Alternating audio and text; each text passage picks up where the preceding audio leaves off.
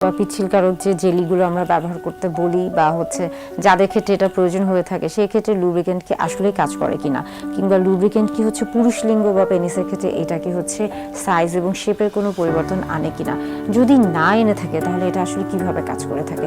আসলে লুব্রিকেন্টের মূলত কাজই হচ্ছে আপনার সহবাসের সময় আপনার যে হচ্ছে আমরা বলে থাকি যে পুরুষ লিঙ্গ এবং স্ত্রী যে যোনিপথ রয়েছে সেই যে জায়গাটা রয়েছে অর্থাৎ হচ্ছে পেনিট্রেশনের যে জায়গাটা রয়েছে সেই জায়গাটা যেন হচ্ছে কিছুটা পিচ্ছিল হয়ে থাকে, সেটাকে মূলত হচ্ছে লুব্রিকেন্ট হচ্ছে সেই জায়গাটাকে অনেকটা পিচ্ছিল করে থাকে। অর্থাৎ এই ক্ষেত্রে কিন্তু আসলে হচ্ছে যে পুরুষ লিঙ্গ আমরা বলছি যে সাইজ বা শেপ বা এটাকে হচ্ছে বৃদ্ধি করার ক্ষেত্রে কিন্তু এটার খুব একটা সম্পর্ক নেই। এটা সম্পর্ক মূলত হচ্ছে যে ওই যে সহবাসের ক্ষেত্রে যে স্থানটা বা হচ্ছে পেনিট্রেশনের যে জায়গাটা রয়েছে সেটাকে মূলত পিচ্ছিল করা এবং হচ্ছে আপনার জন্য সহায়ক একটা পরিবেশ তৈরি করা যেন হচ্ছে আপনি সঠিকভাবে হচ্ছে বা সর্বোচ্চ যৌন তৃপ্তি লাভ করতে পারেন কোনো রকম কষ্ট ছাড়া, এবং সেটা যেন আপনাদের দুজনের জন্য স্বামী স্ত্রী উভয়ের জন্য যেন আনন্দদায়ক হয়ে থাকে। সহবাসের পরে যৌনাঙ্গ বা যৌন অঙ্গগুলো যেগুলো রয়েছে সেগুলোকে পরিষ্কার করা। অনেকেই মনে করে থাকেন যে তিনি সহবাসের সময় হয়তো বা প্রোটেকশন নিচ্ছেন না বা কন্ডোম ব্যবহার করছেন না, এবং সহবাসের পরে তিনি সাবান দিয়ে তার হচ্ছে যৌনাঙ্গগুলোকে পরিষ্কার করে ফেললেন এবং এর ফলে তার যে সকল ধরনের জীবাণু দিয়ে তার হচ্ছে আক্রান্ত হওয়ার সম্ভাবনা ছিল সেগুলো থেকে তিনি হচ্ছে কি নিজেকে সুরক্ষিত করে রাখেন। এটা ভুল ধারণা। আসলে আপনি যদি হচ্ছে সহবাস বা সেক্সের পরে আপনি যদি হচ্ছে আপনার যে যৌনাঙ্গ রয়েছে বা যৌনাঙ্গ রয়েছে সেটা যদি আপনি সাবান পানি দিয়ে পরিষ্কার করে থাকেন, অবশ্যই এটা হচ্ছে সেক্সের পরে বা সহবাসের পরে পরিষ্কার করতে হবে, কিন্তু তার মানে এই না যে আপনি যদি সাবান দিয়ে এটাকে পরিষ্কার করে রাখেন এবং তার ফলে আপনি হচ্ছে যে কোনো আমরা বলে থাকছি যে যৌনবাহিত যে জীবাণুগুলো রয়েছে এবং সেটা দ্বারা যে যৌনবাহিত রোগগুলো হয়ে থাকে সেটা থেকে আপনি সুরক্ষিত থাকতে পারবেন না। এটা থেকে আপনাকে সুরক্ষিত থাকতে হলে অর্থাৎ এসটিআই দ্বারা আপনি যে আক্রান্ত হয়ে থাকেন সেই ক্ষেত্রে যদি আপনি সুরক্ষিত থাকতে চান সেক্ষেত্রে অবশ্যই আপনাকে কন্ডোম ব্যবহার করতে হবে। পুরুষদের ক্ষেত্রে অবশ্যই কন্ডোম এবং ফিমেলদের ক্ষেত্রে বলে থাকি যে অবশ্যই ডেন্টাল জেল ব্যবহার করতে হবে। প্রাইভেট পার্ট কেন কালো হয়ে থাকে?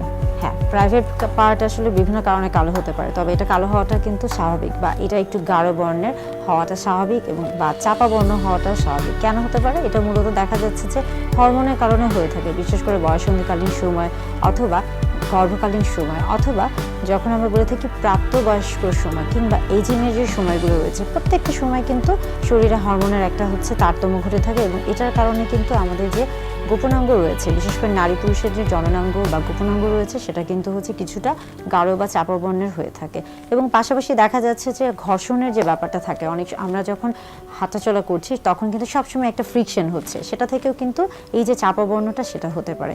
এবং এর পাশাপাশি আমরা বলে থাকি যে অনেক সময় যখন সেক্সুয়াল অ্যারাউজালটা কাজ করে, যৌন উত্তেজনা অনেক বেশি কাজ করে, তখন কিন্তু বিশেষ করে নারী পুরুষ উভয়ের যৌনাঙ্গে রক্ত প্রবাহিত হয়ে থাকে, ব্লাড সার্কুলেশনটা বেশি হয়ে থাকে এবং তার কারণেও কিন্তু যৌনাঙ্গে বা প্রাইভেট পার্টে কিন্তু এই যে হচ্ছে রঙের যে তারতম্য সেটা হয়ে থাকে। তো এটাতে আসলে ভয়ের কিছু নেই, তবে যদি কোনো কারণে দেখা যাচ্ছে যে অস্বাভাবিক রং পরিবর্তন হয়ে থাকে বা হচ্ছে জ্বালাপোড়া বা বিভিন্ন ধরনের হচ্ছে ডিসচার্জ হয়ে থাকে সেই ক্ষেত্রে তখন একজন চিকিৎসকের শরণাপন্ন হন। আমাদের শরীরের অঙ্গ প্রত্যঙ্গ রয়েছে এবং এই অঙ্গ প্রত্যঙ্গ প্রত্যেকটির একটা আলাদা ভূমিকা রয়েছে বা কাজ রয়েছে। তেমনি এই অঙ্গ প্রত্যঙ্গগুলোর মধ্যে একটি গুরুত্বপূর্ণ বা একটি অংশবিশেষ হচ্ছে নিপল। এটি একই সাথে একইভাবে দুই পাশে থাকে এবং এটা কিন্তু সিমেট্রিক্যাল অর্থাৎ একই রকম হয়ে থাকে। নিপলের একটা গুরুত্বপূর্ণ কাজ হচ্ছে মূলত 0 থেকে 6 মাস বয়স পর্যন্ত বাচ্চাদের ক্ষেত্রে শুধুমাত্র মায়ের বুকের দুধ পান করাতে হয়। এই ক্ষেত্রে হচ্ছে একটা বিশেষ ভূমিকা পালন করে থাকে এবং পাশাপাশি 6 মাস থেকে 2 বছর বয়স পর্যন্ত বাচ্চাকে মায়ের বুকের দুধের পাশাপাশি অন্যান্য যে খাবারগুলো রয়েছে সেই খাবারগুলো খাওয়ানো শুরু করতে হয়। এর পাশাপাশি অর্থাৎ এই গুরুত্বপূর্ণ কাজ ছাড়াও আরও বেশ কিছু কাজ রয়েছে এবং তা হচ্ছে নিপল মূলত যৌন উত্তেজক হিসেবে কাজ করে থাকে এবং অনেকের ক্ষেত্রে এটা কিন্তু সৌন্দর্য বৃদ্ধি করে থাকে। নিপল আসলে হচ্ছে নিপল যেই অবস্থানে থাকে এর চারপাশে কিন্তু আরেকটি অংশ রয়েছে এবং এটাকে অ্যারিয়েলা বলা হয়ে থাকে। নিপল মূলত ছোট বা বড় হতে পারে বা হচ্ছে বৃত্তাকার হতে পারে অথবা সিলিন্ড্রিক্যাল হতে পারে অথবা আমরা বলে থাকি যে ইনভার্টেড অর্থাৎ দেখে মনে হয় যেন এটা হচ্ছে কিছুটা ভেতরের দিকে চলে যাচ্ছে, আবার আমরা বলে থাকি যে প্রোট্রুটেড অর্থাৎ দেখে মনে হয় যেন এটা অনেকটা বাহিরের দিকে বেরিয়ে আসছে। অর্থাৎ নিপল বিভিন্ন আকার আকৃতির হয়ে থাকে এবং পাশাপাশি এর রঙও কিন্তু বিভিন্ন রকম হতে পারে। মূলত দেখা যায় যে যারা হচ্ছে গাঢ় বর্ণের বা যাদের গায়ের রং বা ত্বকের রং কিছুটা গাঢ় বা চাপা, তাদের ক্ষেত্রে এটা হয়তো বা বাদামি বা কালচে বর্ণের হতে পারে। আবার যাদের শরীরের বা ত্বকের রং কিছুটা হালকা বা যারা কিছুটা হচ্ছে হালকা রঙের অধিকারী, তাদের ক্ষেত্রে এর রংটা মূলত হালকা গোলাপি বা গাঢ় গোলাপি বা কিছুটা লালচে হতে পারে। নিপলের চারপাশে যে বৃত্তাকার বা বৃত্তের মতো যে অংশটি রয়েছে এটি মূলত অ্যারিওলা। অ্যারিওলার ক্ষেত্রেও কিন্তু একই রকম। অ্যারিওলার কিন্তু নিপলের যে রং বা থাকে, অ্যারিওলার ক্ষেত্রেও কিন্তু নিপলের যে রং থাকে অ্যারিওলার হচ্ছে মোটামুটি সেই ব্যক্তির ক্ষেত্রে একই রঙের হয়ে থাকে, অর্থাৎ হয়তো বা লালচে বা গোলাপি রঙের হয়ে থাকে কিংবা বাদামি বা কালচে বর্ণের হয়ে থাকে।